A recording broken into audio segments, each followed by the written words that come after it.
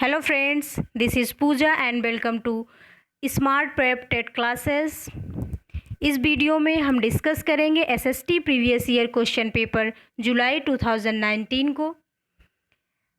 SST previous year series का ये third video है।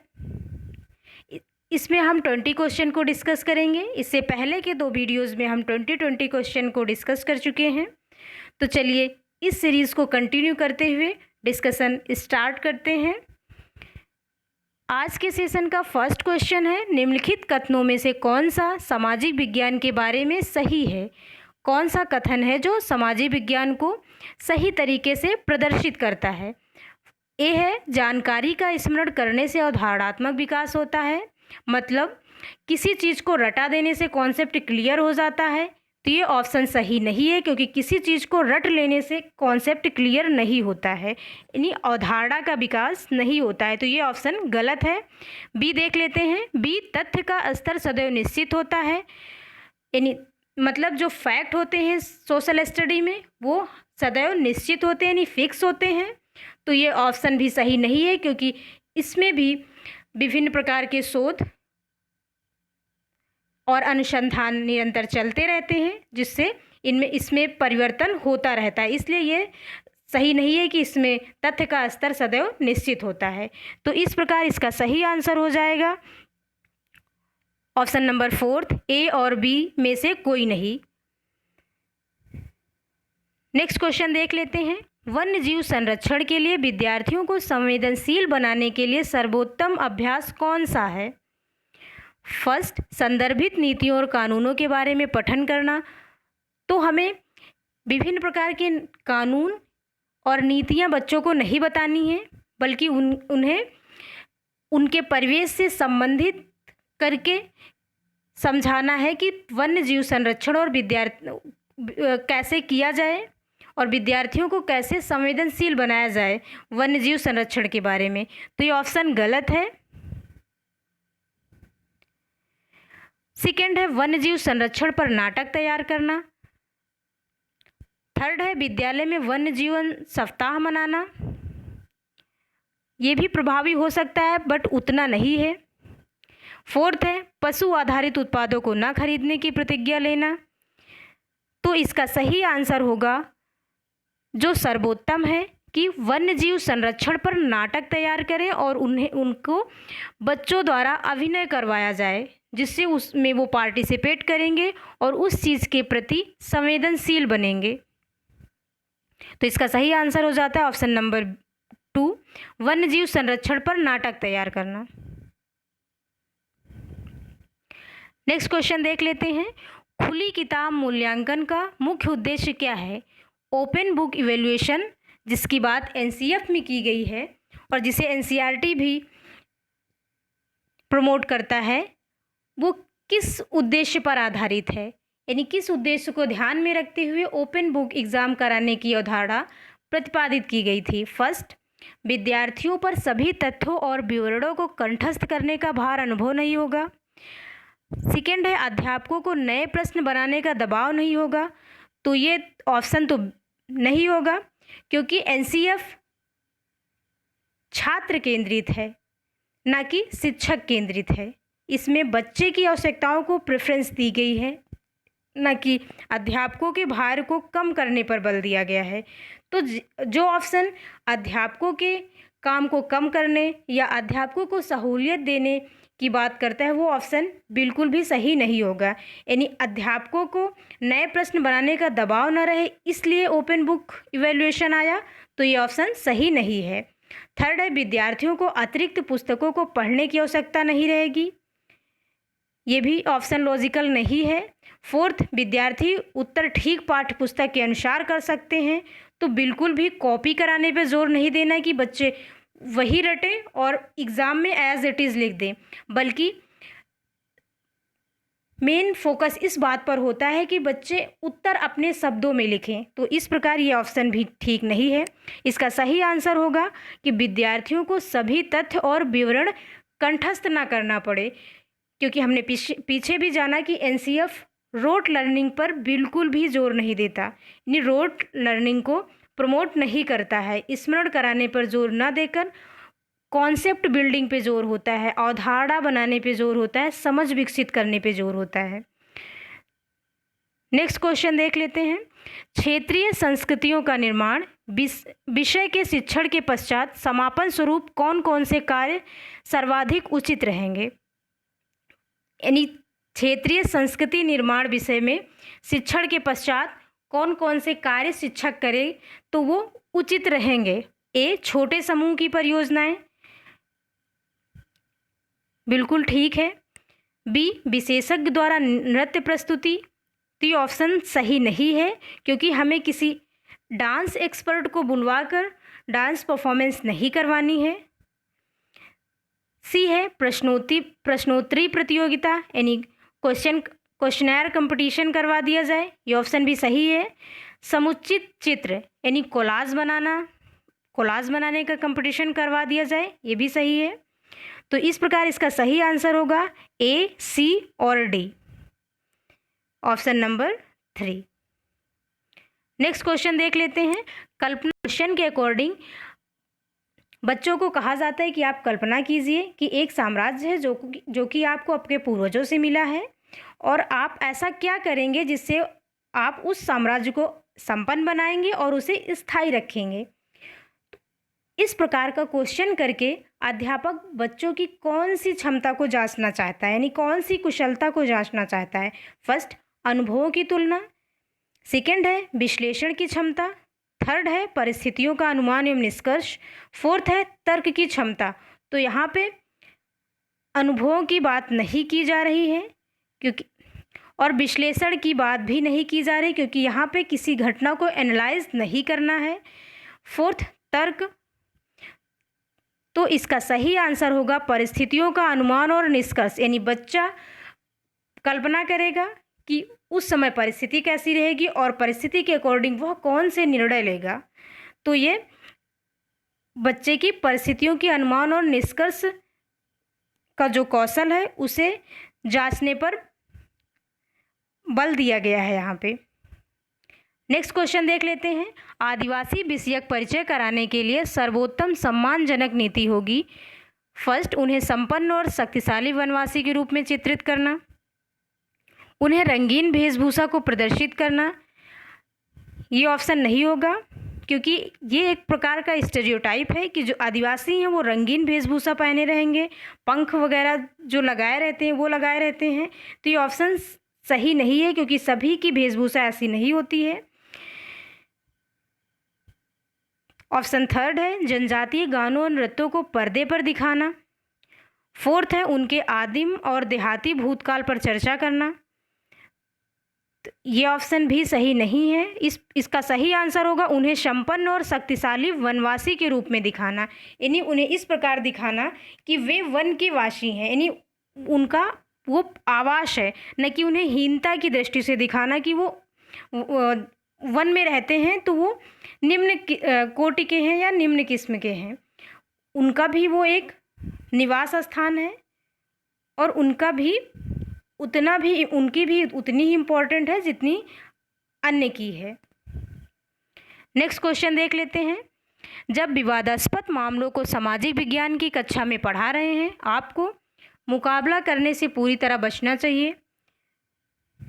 बिल्कुल नहीं, हमें किसी तथ्य से या किसी टॉपिक से बचना नहीं है।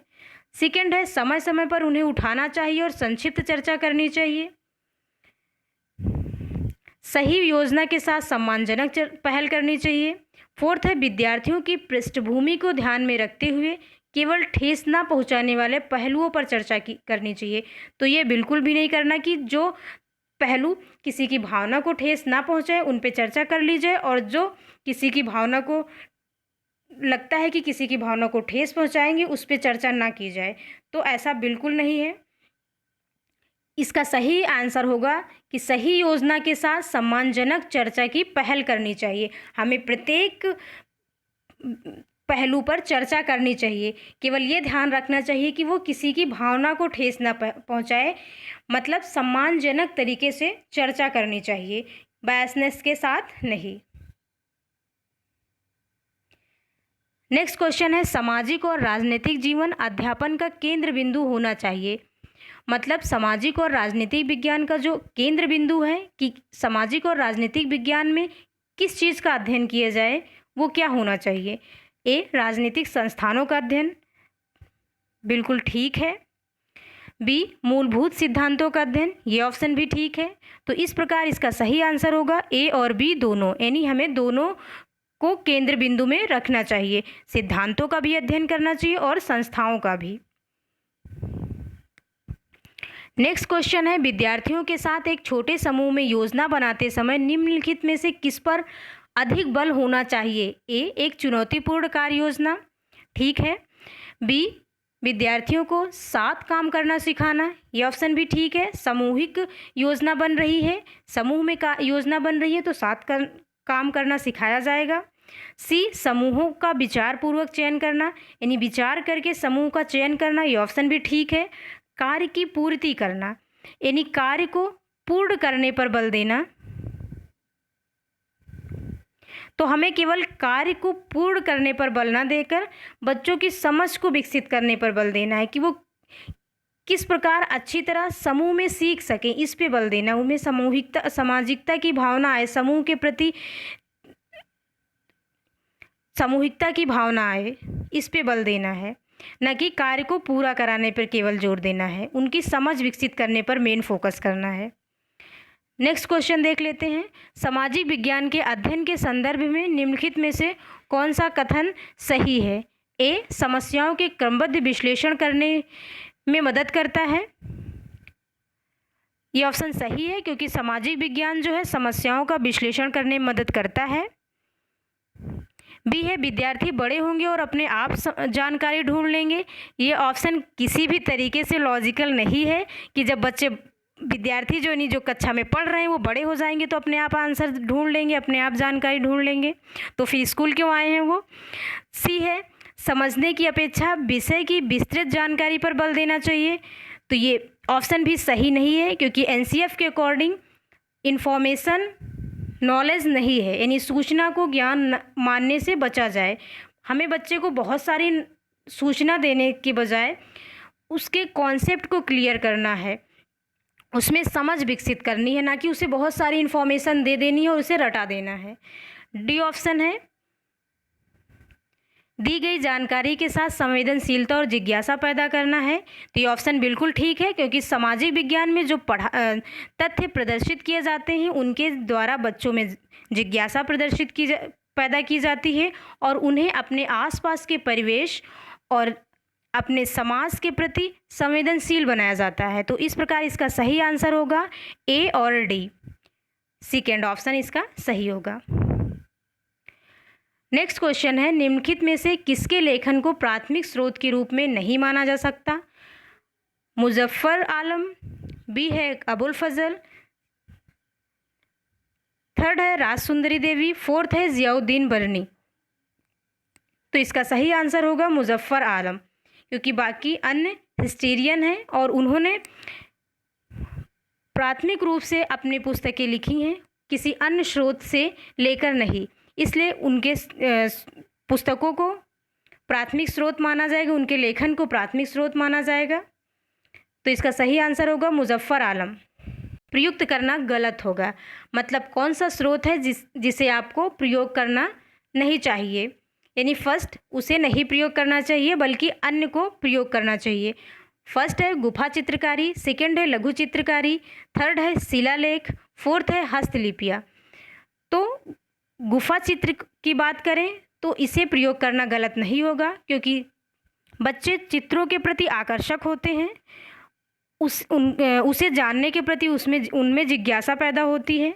लघु चित्रकारी इसका भी प्रयोग कर सकते हैं, शिलालेख इसका भी प्रयोग कर सकते हैं क्योंकि इसको वे देखकर उनमें जिज्ञासा पैदा होगी, चित्रों को देखकर उनमें जिज्ञासा पैदा होती है और उसके बारे में वो पूछते हैं। फोर्थ है हस्तलिपियाँ, तो हस्तलिपियों को प्रयोग करना प्राचीन इतिहास पढ़ाने में सही नहीं है, यानी हमें गुफा चित्रकारी, लघु चित्रकारी और शिलालेख प्रयुक्त करने पर बल देना है, न कि हस्तलिपियों पर। नेक्स्ट क्वेश्चन देख लेते हैं, विज्ञापन की विषय वस्तु पर चर्चा करते समय सामाजिक विज्ञान के अध्यापिका द्वारा निम्नलिखित में से कौन से उप विषय वस्तुओं पर आलोचनात्मक चर्चा कर सकते हैं। मतलब जब विज्ञापन विषय वस्तु की चर्चा कर रही हो अध्यापिका, तो वो किस अन्य विषय पर आलोचनात्मक चर्चा कर सकती है। ए, व्यक्तिगत भावनाओं के प्रति अपील। ये ऑप्शन भी सही है, क्योंकि हमें जो व्यक्ति की भावनाएं होती हैं उनके प्रति भी संवेदनशील होना चाहिए, क्योंकि विज्ञापन इसी को देखकर बनाए जाते हैं जिसमें व्यक्ति की भावनाओं को प्रयोग किया जाता है, उनका एक तरीके से इस्तेमाल किया जाता है। बी है समता के मुद्दे, यानी समता के मुद्दे पर भी हमें चर्चा करनी चाहिए। केवल जो विज्ञापन में दिखाया जा रहा है उसका आलोचनात्मक मूल्यांकन करते हुए उस पे आलोचनात्मक तरीके से अध्यापिका द्वारा चर्चा की जानी चाहिए, क्योंकि विज्ञापन अक्सर असमानता का प्रतीक होते हैं। उसमें असमानता को बढ़ावा दिया जाता है, न कि समानता को। तो इस प्रकार इसका आंसर होगा ए और बी दोनों, फोर्थ। नेक्स्ट क्वेश्चन है, भू उपयोग प्रतिरूप के परिवर्तन के उत्तरदायी कुछ और कारणों पर चर्चा कीजिए। ऊपर दिए गए प्रश्न के संदर्भ में एक सामाजिक विज्ञान के अध्यापक के रूप में आप विद्यार्थियों की किस कुशलता का मूल्यांकन कर रहे हैं। आप एक सामाजिक विज्ञान के अध्यापक हैं और आप कह रहे हैं कि भू उपयोग प्रतिरूप के परिवर्तन के उत्तरदायी जो कुछ कारण हैं उन पर चर्चा कीजिए। यानी आपको क्या लगता है कि भू उपयोग प्रतिरूप में जो परिवर्तन हो रहे हैं उसके प्रति कौन से कारण उत्तरदायी हैं। तो इसके जरिए आप मूल्यांकन कर रहे हैं वर्गीकरण करने का, या सामान्यीकरण करने का, या परिणाम निकालने का, या फिर परिकल्पना करने का। तो यहाँ पे वर्गीकरण की तो कोई बात ही नहीं की गई है, कोई नियम नहीं बना है जिसे सामान्यीकरण करना है, यानी सब पे लागू करना है, जनरलाइज करना है। इसका तात्पर्य परिणाम निकालना भी नहीं है।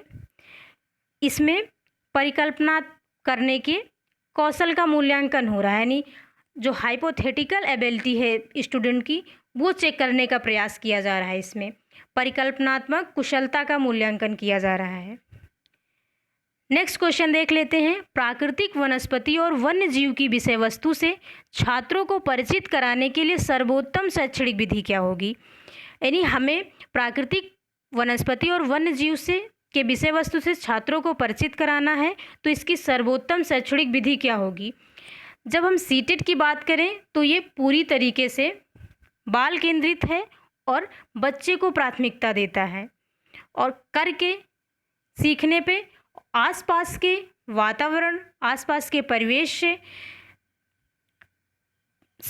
विषय को रिलेट करके सीखने पर अधिक बल देता है, और बच्चे को मूर्त से अमूर्त की ओर ज्ञान देने पर बल देता है।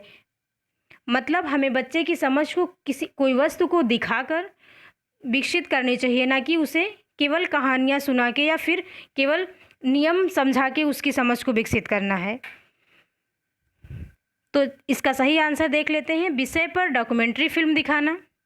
ये भी ठीक हो सकता है, लेकिन नेक्स्ट ऑप्शन भी देख लेते हैं हम, वन्यजीव अभ्यारण्य का भ्रमण, व्याख्यान के लिए विशेषज्ञ को आमंत्रित करना। तो ये बिल्कुल भी नहीं करना, क्योंकि हमें लेक्चर मेथड पे बल नहीं देना है कि किसी विशेषज्ञ को बुलाकर चर्चा करवा दी जाए उस पर, या व्याख्यान दिलवा दिया जाए, इसका कोई फ़र्क नहीं पड़ता। फोर्थ है, क्योंकि ये व्याख्यान उच्च स्तर की कक्षाओं के लिए होते हैं, ना कि प्राथमिक स्तर की। फोर्थ है, पाठ्य पुस्तक का पठन और चर्चा करना। तो ये ऑप्शन भी सही नहीं है, केवल हम पुस्तक पढ़ा के समझ विकसित नहीं कर सकते हैं। इसका सही सबसे सटीक आंसर होगा, यानी सर्वोत्तम आंसर जो है, वन्यजीव अभ्यारण्य का भ्रमण करवा दिया जाए, यानी बच्चों को ले जाकर वन्यजीव में अभ्यारण्य में विभिन्न प्रकार के जीवों को दिखाना, उनके रहन सहन के बारे में दिखाना, जिससे उनमें एक जीव जंतुओं के प्रति संवेदनशीलता का विकास होगा। डॉक्यूमेंट्री फिल्म भी इसका ऑप्शन हो सकता है, लेकिन इसका सही सबसे सर्वोत्तम ऑप्शन जो है वन्यजीव अभ्यारण्य का भ्रमण करना है, क्योंकि इसमें हमें सबसे उपयुक्त आंसर को चुनना होता है। तो इसका सही आंसर है कि हम वन्यजीव अभ्यारण्य का भ्रमण करवा दें, जिससे बच्चे वनस्पतियों और वन्यजीवों से परिचित हो जाएंगे। नेक्स्ट क्वेश्चन है, सामाजिक विज्ञान की पाठ्यपुस्तक में कार्टून की क्या भूमिका है। आपने देखा होगा कि जो 6 से 8 की जो सामाजिक विज्ञान की बुक आती है, सामाजिक विज्ञान एवं राजनीतिक जीवन या अन्य जो बुकें हैं उनमें कार्टून्स दिए रहते हैं। तो इसकी क्या भूमिका है। फर्स्ट है कोई भूमिका नहीं, कार्टून अपरिपक्व होते हैं। ये ऑप्शन बिल्कुल गलत है, क्योंकि अगर बुक में कुछ दिया गया है तो ऐसा नहीं है कि उसकी कोई भूमिका ही नहीं है। सेकेंड है भरपाई करने के रूप में प्रयुक्त, इसमें पाठ्यपुस्तक को आकर्षित दिखती है। ये ऑप्शन भी सही नहीं है कि केवल पाठ्यपुस्तक को आकर्षित दिखाने के लिए कार्टून डाल दिया गया हो उसमें। कक्षा को आनंददायक बनाते हैं क्योंकि विषय नीरस है। ये ऑप्शन भी सही नहीं है कि कक्षा को कार्टून आनंददायक बना देंगे। अध्यापन शैली और अध्यापक के पढ़ाने का तरीका भी विषय को आनंददायक बना देता है, और अगर पढ़ने में रुचि न हो तो आनंददायक विषय भी नीरस लगता है। फोर्थ ऑप्शन देख लेते हैं, मूलभूत मामलों को उठाकर विद्यार्थियों को इनसे जोड़ना। तो इसका प्रयास होता है कि कार्टून के माध्यम से जो मूलभूत मामले हैं उनके प्रति विद्यार्थियों को जागरूक करना, न कि केवल मनोरंजन। नेक्स्ट क्वेश्चन देख लेते हैं, रंग भेद की प्रथा पर दिए गए ए और बी कथनों पर विचार कीजिए। यह प्रथा जातियों के बीच भेदभाव करती है परंतु सभी को मत देने की अनुमति देती है। तो ये ऑप्शन गलत है, क्योंकि जब ये प्रथा भेदभाव करती है तो सभी को मताधिकार कैसे प्रदान कर सकती है।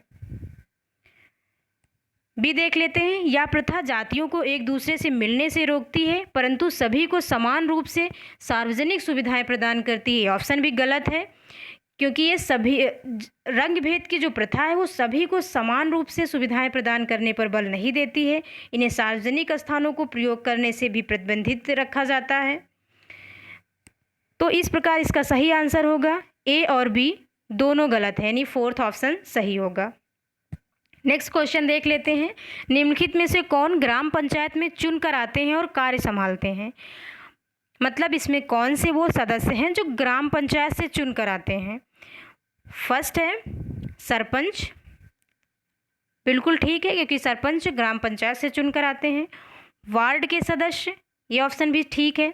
सचिव ग्राम पंचायत से चुनकर नहीं आते, सचिव सरकार द्वारा अपॉइंट किए जाते हैं, यानी सरकार द्वारा नियुक्त किए जाने वाले अधिकारी होते हैं, ये ग्राम पंचायत द्वारा नहीं चुने जाते हैं। ग्राम सभा सदस्य, ये भी ग्राम पंचायत के द्वारा नहीं चुने जाते हैं।